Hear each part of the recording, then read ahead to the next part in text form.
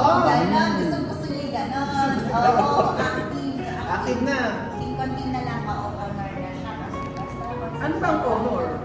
90. Ay, 90 na siya.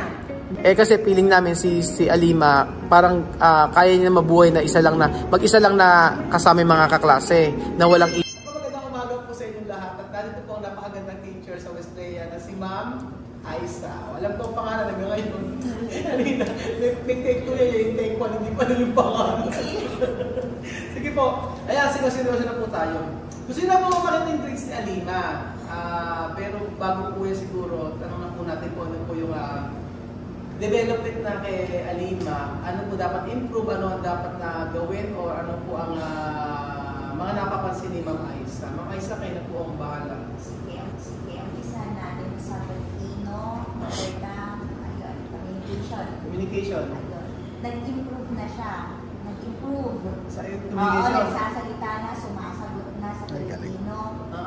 Yun. Paano po siya sumagot? Halimbawa, ano ang kahulugan ng ganyan? Paano siya word lang ang sasabihin niya. Pero at least yun, na ano niya, na kumbaga alam niya na sabihin. Nagtatasan na kamay? Oo. Nagtatasan na kamay? Yun. At ang gusto pa niya na pag nagtaas siya, may mga kaklase siyang nagtaas din ang kamay. Gusto niya, siya yung katawagin mo.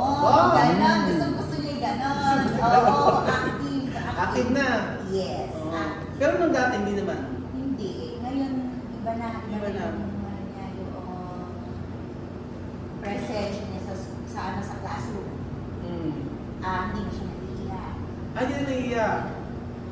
Dati kasi, pag gaganito yan, diba? Hindi gumagano siya. Ayun nga, kung hindi mo tawagin, parang mali-disappoint pa. Gusto na lang yung pinatawag. Tapos po? Then, ayun, sa English, from 83 na 56. Ay, galing, no? Galing, no? Oo. Kasi sumasagot na. Sumasagot. Saan po ba kayo teacher? Sa ano? Subject? Mother tongue, sa English. Sa math. English at math din pala siya. Yes. Pero sa math, pinaka. Bakit? Pinakamataas siya sa math. Kasi galing. from 91 to 93, tumaas na. Galing, no? Ano niya? Tumas lahat! Dito sa, kasi niya, sa math na siya, ayun o, pinakamataas yung grade na dito. Galing na Lima. Alima yun. Hindi na kasi siya. Dati may Hindi na. sagot na siya sa... Sumasagot na kasi siya. Oo, ayun. lumala. Sumasagot na kasi siya.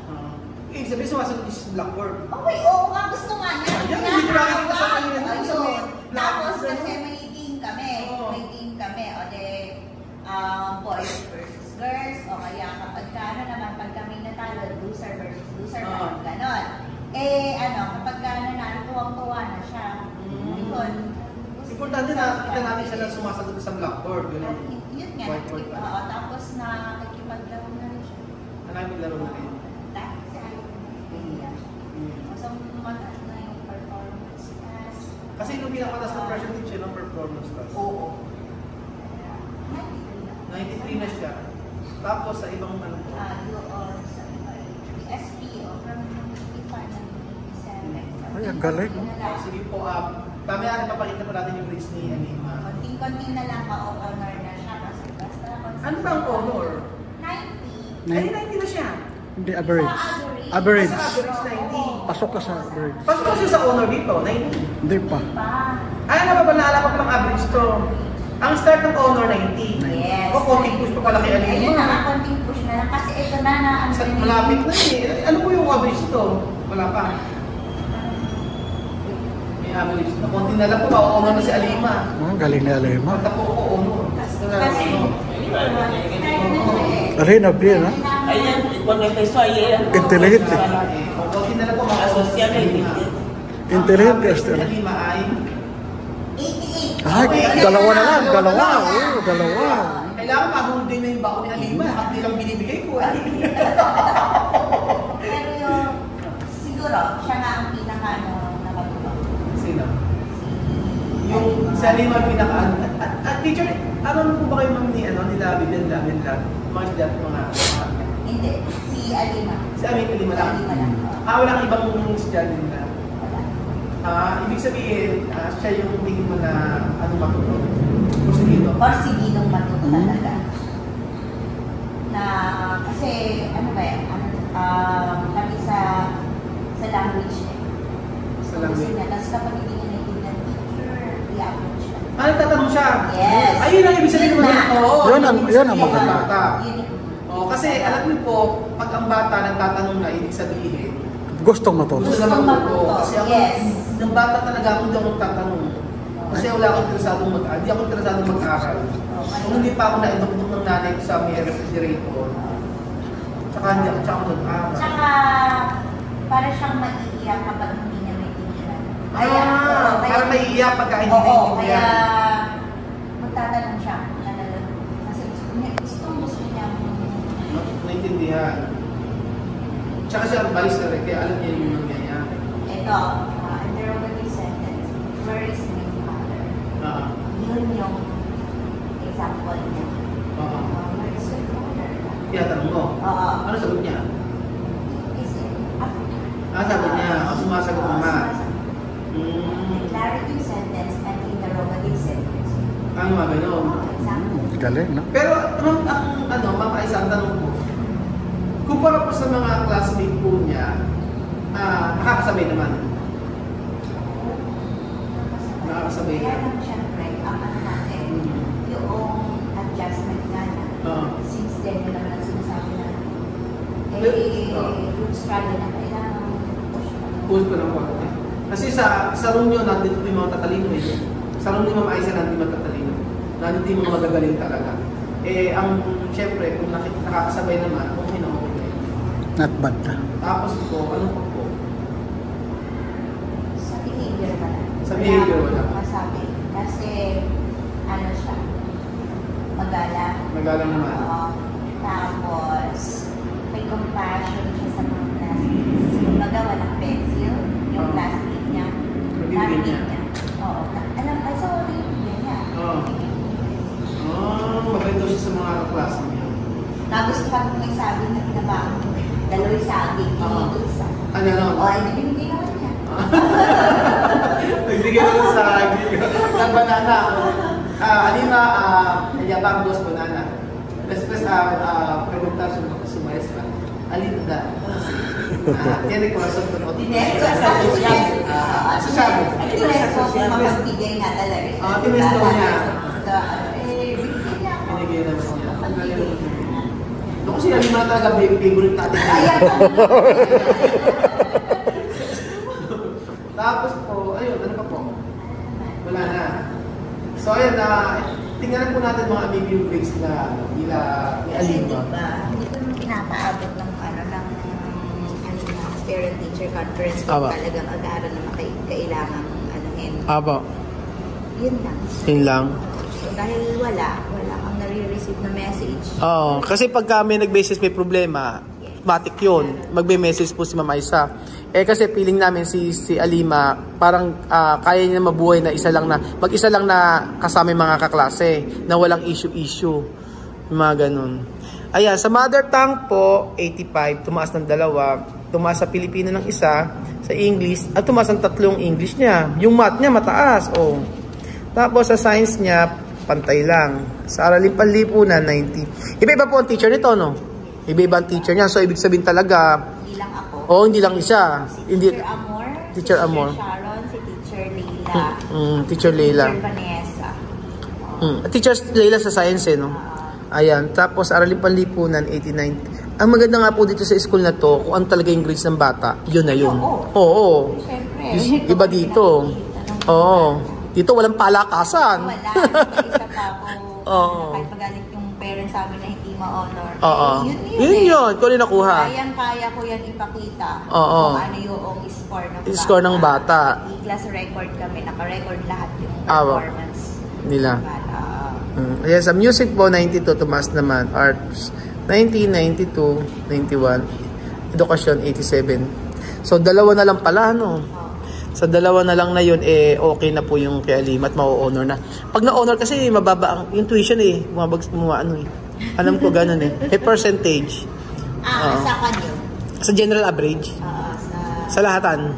Top 5. Top 5? Sa top 5. Okay lang, basta ma-honor na, okay na yun. Pero kahit di ma-honor, okay pa rin. Kaya mo na yan. Ano yan? Importante po ay importante. Work naman na. o diba, quality education. Quality education. Ng Wesleyan, University Philippines. Quality Yun education. siya. Oo nga. Dito po sa Wesleyan University Philippines, wala po palakasan dito. Kung ano po yung nakuha ng bata, yun talaga. Yun ang maganda. O, Chabame, ayun, Alima to sabi todos, no? Alima inteligente, sociable, aparte poco, 2 puntos, Tingnan mo, sasayaw pa yung bukas. está bien. Ano yung bukas? Syempre. Ay, may sila bukas. Ay, naku, panonoorin ko. Kahit hindi naman ako kagalingang sumayap, magaling ako mag-practice niya. Oo nga. Eto po ang teacher na pag talaga may mga performance, hindi papakabog. Sasayaw nila, nakaba. Bukas, anong oras? Ito dun sa, Ay, dito. Attend kami, ha? Ano ba pagkain?